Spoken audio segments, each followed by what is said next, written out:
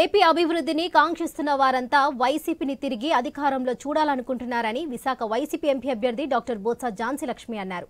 నియోజకవర్గంలో వాడవాడలా ఇంటింటి ప్రచారం నిర్వహించారు. ప్రచారంలో తమకు ప్రజల నుంచి సానుకూల స్పందన వస్తుందన్నారు బొత్స ఝాన్సీ. ఉత్తరాంధ్ర అభివృద్ధి వైసీపీతోనే సాధ్యమంటున్న బొత్స ఝాన్సీతో మా ప్రతినిధి రాజు ఫేస్ టు ఫేస్.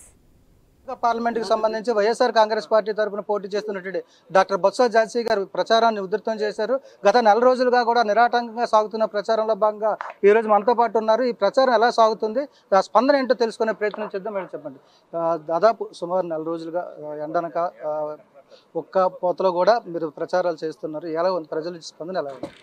ఎక్కడికి వెళ్ళినా ఈరోజు ప్రజలు స్వచ్ఛందంగా ముందుకొచ్చి వారి తాలూకా ఖచ్చితంగా ఈరోజు మా తాలూకా పూర్తి స్థాయి మా గురించి ఆలోచన చేసి అన్ని విధాలుగా ఆదుకుంటున్న జగనన్నే మళ్ళీ రావాలి, వారి పరిపాలనే కావాలి, మా కుటుంబాలు సుఖ సంతోషాలతో ఉండాలి, ప్రజల ముందుకే పాలన అనే దాన్ని మేమందరం కూడాను ఈరోజు ఆ ఫలాలు మేము అనుభవిస్తున్నాం. అటువంటి ఫలాలు వాటిని కంటిన్యూ అవ్వాలనే ఆలోచనతోనే ఈరోజు ముందుకు రావటం.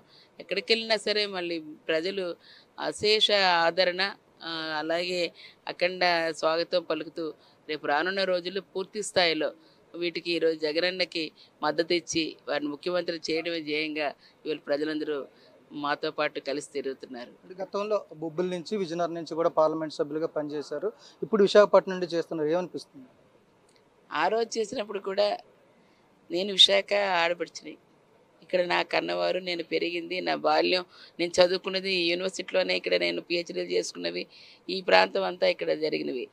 బొబ్బిలి విజయనగరం చేసినప్పుడు కూడా పార్ట్ ఆఫ్ ది విశాఖపట్నం ఎంపీగా బొబ్బిలి ఉన్నప్పుడు చేశాను. ఇక్కడ డిఆర్సీ మీటింగ్లు కానీ జడ్పీ మీటింగ్లు కానీ వాటిలో ఉన్న ఇక్కడ సమస్యలు ఈ ప్రాంతం పట్ల తెలుసు. చిన్నప్పటి నుంచి ఇక్కడ పరిశ్రమలన్నీ మరి చూసి వాటికి కావలసిన మరింత పెంపుదల చేయాలి, వాటి తాలూకా ఏవైతే ఉన్నాయో ప్రొడక్షన్ పెరగాలి, వాటికి కావాల్సిన వాటిని కూడా పార్లమెంట్లో రేస్ చేసి స్టీల్ ప్లాంట్ లాంటి వాటికి కూడా క్యాపిటివ్ కోల్ మైన్స్ అడగడంతో పాటు RINL దాంట్లోని 8,900 కోట్లతో కూడా పెట్టి దాన్ని ఎక్స్పాన్షన్ చేయించి దానికి అవసరమైన కూడా ఇచ్చి స్ట్రెంథన్ చేసిన వాళ్ళం. BHPని BHELలో కలిపి విలీనం చేసి ఇక్కడ అందరికీ ఉద్యోగ ఉపాధి అవకాశాలు ఎవరికి డిస్టర్బెన్స్ లేకుండా దాని ప్రొడక్షన్ పెంచినట్టే చేసాం. అలాగే షిప్ యార్డ్ని నేవీలో కూడా తీసుకొచ్చి ఈరోజు స్వంతగా మరి మన నౌకలు మనం తయారు చేసుకునే దిశగా ఈరోజు తీసుకుని వెళ్ళాం. తూర్పు నావికదళం మనకి చాలా మనకి రక్షణ ప్రాంతం, దాన్ని మరింత పటిష్టంగా రక్షించుకునే అటువంటి సామర్థ్యాన్ని తీసుకురాగలిగాం. IIM లాంటి దాన్ని కూడా ఈరోజు తీసుకొచ్చి నవరత్నాలు ప్లస్ రాష్ట్ర వ్యాప్తంగా కూడా ప్రజలకు అందరికీ అందుబాటులో ఉన్నాయి. ఇప్పుడు మీరు ఎంపీగా మీకంటూ ప్రత్యేక ఎజెండా విశాఖపట్నంకి సంబంధించి ఏం తీసుకున్నారు? ప్రతిదీ కూడా అది రాష్ట్రం, కేంద్రం, ప్రజలు ఇవాళ భాగస్వామితో PPT మోడ్లో ఈరోజు తీసుకుని వెళ్ళే అవకాశాన్ని, ఏదైతే మనకి టెరిటరీ కేంద్రం సంబంధించిన 75 సంస్థలు ఉన్నాయో దానికి సంబంధించిన సంస్థలతో పాటు వాటన్నిటిని కూడా కోఆర్డినేషన్ చేసుకోవాల్సిన అవసరం ఉంది. అలాగే రాష్ట్రం నుంచి ఇవ్వాల్సిన ల్యాండ్స్, దానికి అవసరమైన క్లియరెన్స్, అలాగే కేంద్రం నుంచి ఇవ్వాల్సిన క్లియరెన్స్లు, ఇవన్నీ కూడా దృష్టిలో పెట్టుకుని వాటన్నిటిని కూడా సమన్వయపరుచుకుంటూ ఈరోజు నేషనల్ హైవేస్ కనెక్టివిటీ కానీ, పోర్టులకు సంబంధించినవి కానీ, అట్లాగే ఈరోజు సెంట్రల్ యూనివర్సిటీ లాంటివి కూడా తీసుకొచ్చి ఈ ట్రైబల్ యూనివర్సిటీ లాంటివి పెట్టడం అని వరల్డ్ క్లాస్ యూనివర్సిటీకి స్టేటస్ తేవాలంటే ఇంకా మన యూనివర్సిటీకి సంబంధించి కూడా ఇంకా ప్రత్యేక దృష్టి సారించవలసినవి.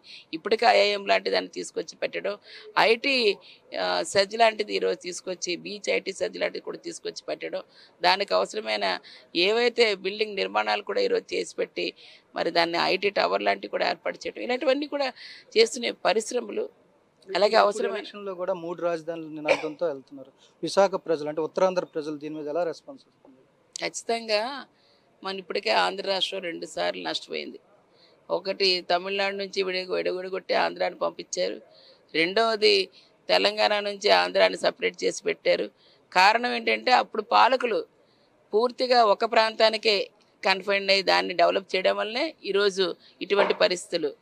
ఏదైతే శ్రీకృష్ణ కమిషన్ ఇచ్చారో అన్ని ప్రాంతాలు సమాన దృష్టితోనే ఈరోజు అభివృద్ధి చేస్తే ఖచ్చితంగా ఇటువంటి ప్రశ్న ఉత్పన్నం అవ్వదని ఏదైతే ఇచ్చారో దాన్ని తీసుకొని ఈరోజు మా ముఖ్యమంత్రి గారు తప్పనిసరిగా 3 ప్రాంతాలు అటు రాయలసీమ కానీ ఇటు కృష్ణా కానీ అలాగే ఉత్తరాంధ్ర కానీ వీళ్ళ దాంట్లో పరిపాలనా రాజధాని ఉత్తరాంధ్రకి తీసుకురావటం వల్ల అది విశాఖలోని 1,00,000 కోట్లతో ఈరోజు డెవలప్ చేయడానికి అన్ని విధాలుగా పరిశ్రమలు అటు మెడికల్ హెల్త్ టూరిజం అన్ని విధాలుగా పోర్ట్స్ ఇవన్నీ కూడా చేయటం వల్ల ఈ ప్రాంతంలో ప్రతి ఒక్కరం కూడా ఉత్తరాంధ్ర వెనుకబాటుతనం పోవాలంటే విశాఖపట్నం పరిపాలనా రాజధాని రావాలి.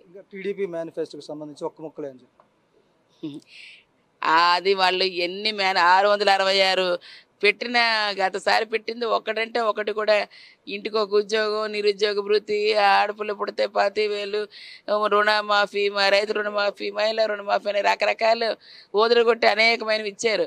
ఒక్కటి కూడా దాన్ని అవలం చేయలేదు.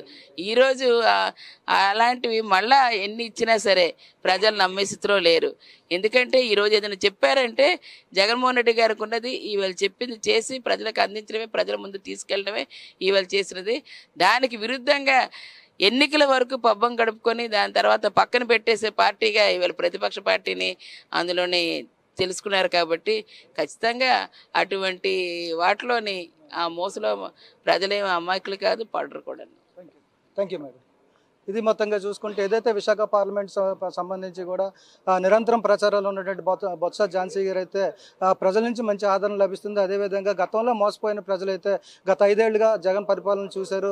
రాబోయే రోజుల్లో కూడా జగన్ పట్ల ఆదరాభిమానాలు అవే కొనసాగుతాయి. కాబట్టి గెలుపు ఖచ్చితంగా విశాఖపట్నంలో వైఎస్ఆర్ కాంగ్రెస్ పార్టీది, రాష్ట్రంలో మళ్ళీ అధికారం కూడా వైఎస్ఆర్ కాంగ్రెస్ పార్టీది అని చెప్తున్న పరిస్థితి కనిపిస్తుంది. వీడియో జర్నలిస్ట్ స్వామితో రాజు, ఐ న్యూస్, విశాఖపట్నం.